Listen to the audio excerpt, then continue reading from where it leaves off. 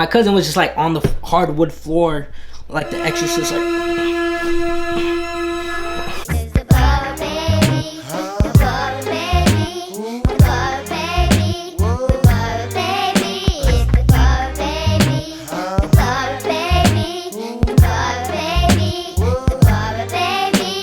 Hey YouTube, people of the universe, Lorenzo Juice here, and today I want to talk about my first experience with acid, more specifically acid tabs, and how I feel like it changed me as a person, mentally, emotionally, spiritually.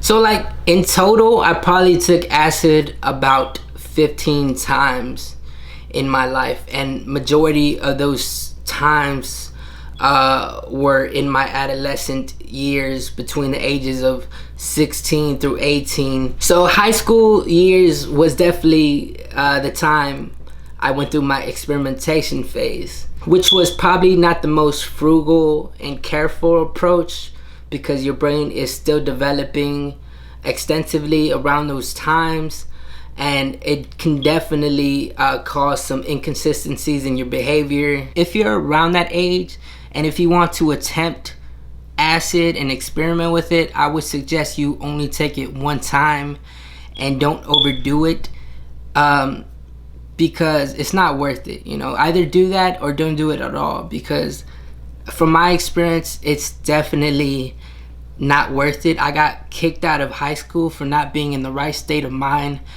in that time period and time frame.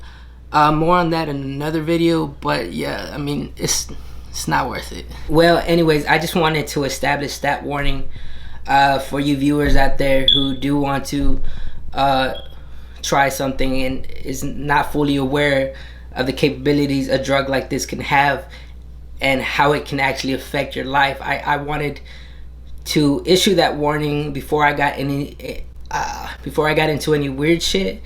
So yeah, let's just get into it.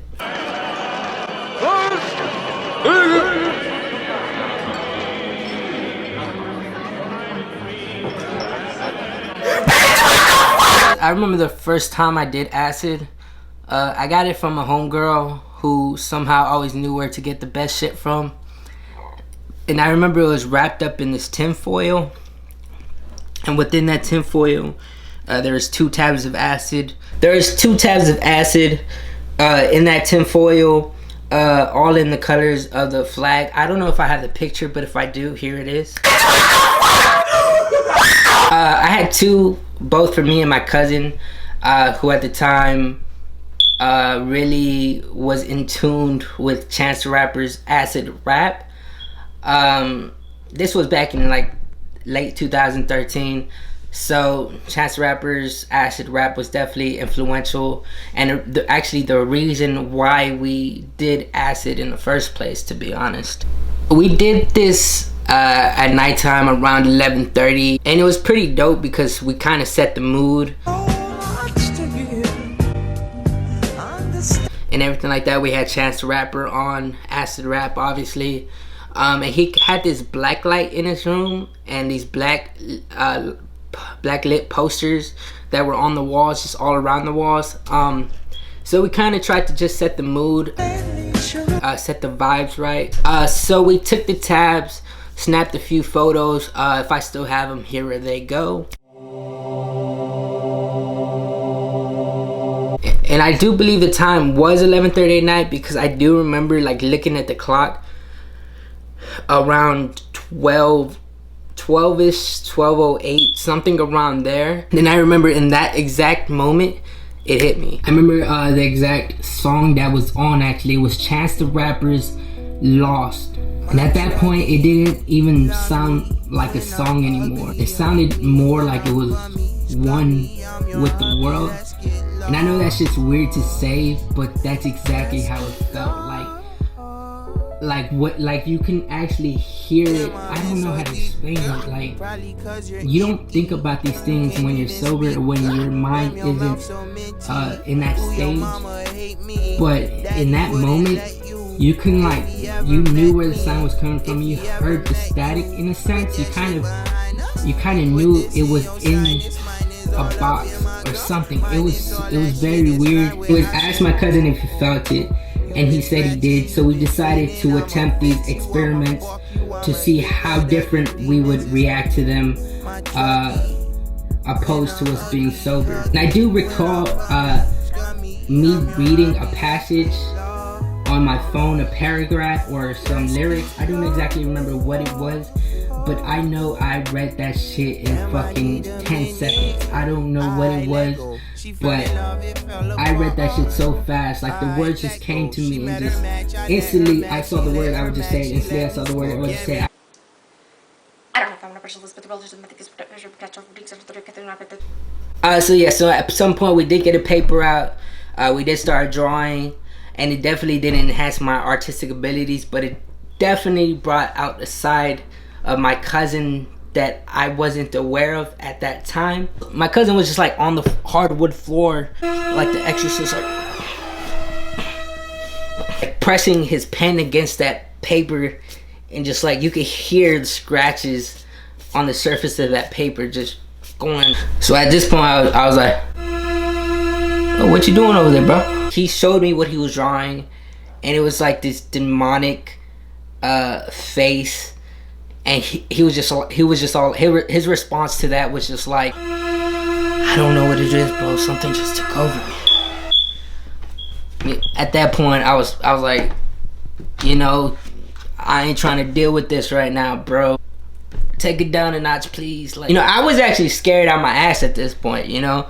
I was just like, shit, fuck, man, this man's about to kill me. So I was like on acid, so, you know, I was so far from reality at this point that I genuinely thought this man got possessed, you know? Like, I thought he got possessed. We all have that darker side to us that we just don't convey to other people, and we don't really show to the world. And he was definitely showing it to the world at that moment. He's a Scorpio, so I had to go switch up the entire mood, man. I turned on the lights.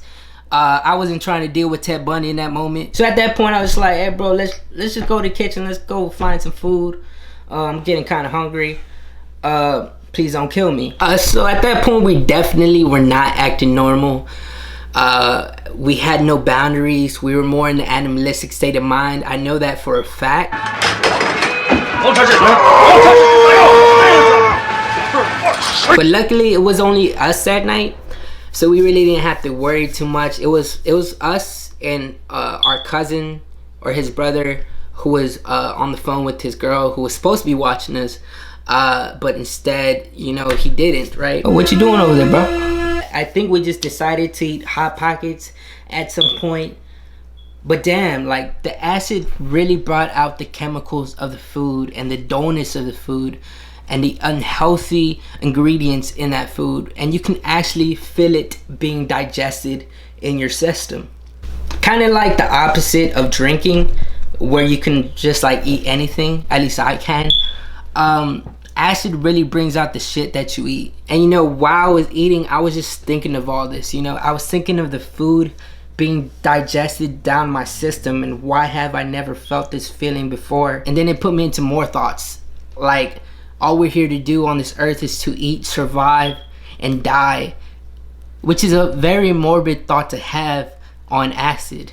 And it definitely put me through this existentialism crisis at that point, and I kind of lost my shit. I started to think about like how a house is only a shelter, and how rooms are just closed in spaces, and how we're supposed to live in the wild, and how the sun is literally the source of everything that's alive today. I just started to go into these weird thoughts, and these thoughts that would come out the mouth of a 1960s hippie. You know, thoughts that weren't really accepted by my family and by the people I went to school with.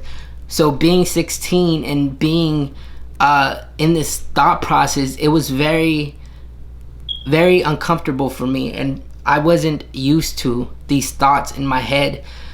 Coming from a low-income family, you know, in a household that wasn't very well educated, people who didn't go to college and barely even finish high school, you know? No, we didn't develop these philosophical thoughts to pass down from generation to generation. And Even if I didn't realize it there, or even within that year, it definitely wanted me to explore the depths of the human mind. Anyways, I don't know how it got to this point, but my cousin has a blacklight poster of a zombie on his wall, and for some reason we just decided to rip it off and just rip it to shreds and start stomping on it. With intensified emotion, you know, we just started fucking stomping on that shit, laughing, releasing our inner animal. That's just an excuse for our irrational behavior. I really don't know why we did that, to be honest. So after that, we just started to make noise, man, for no apparent reason at all. We just started screaming, and we just started trashing the room for no apparent reason other than the fact that our emotions were heightened. We were in the right state of mind, etc. We broke a fucking window. So thankfully, before any more disasters could occur, his brother walks in. That's my... Yeah, son, I'll call you back. So yeah, the only solution he had was for us to smoke weed out of Crystal. Crystal was the name of my bong, who had a very short life. R.I.P. Crystal. One moment of silence for Crystal. My druggie, when I'm ugly, hug me. When I'm bummy, scummy, I'm your hobby, let's get. So yeah, smoking definitely eased our emotions and calmed us down a little bit. But from our headspace, we were no longer in the realm of reality anymore. It was like we were in another dimension. That this was an alternative universe that nobody was experiencing besides us. I mean, that's how it genuinely felt like. That's how it feels like when you're on acid. You feel like you're in a dimension where nobody could understand you. A dimension with no moral code or ethics, because you can see through the human construct that we built due to our conscious beings. It's very weird, because you can see people's emotions a lot easier. You can read them better.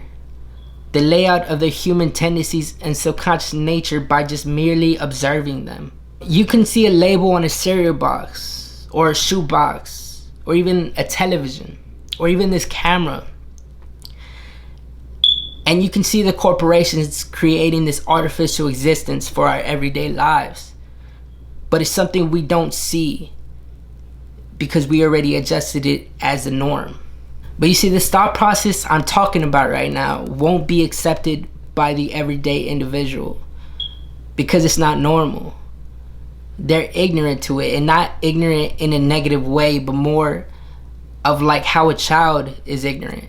They wouldn't even comprehend what I was saying and assume I was the ignorant one, or that I lost my shit.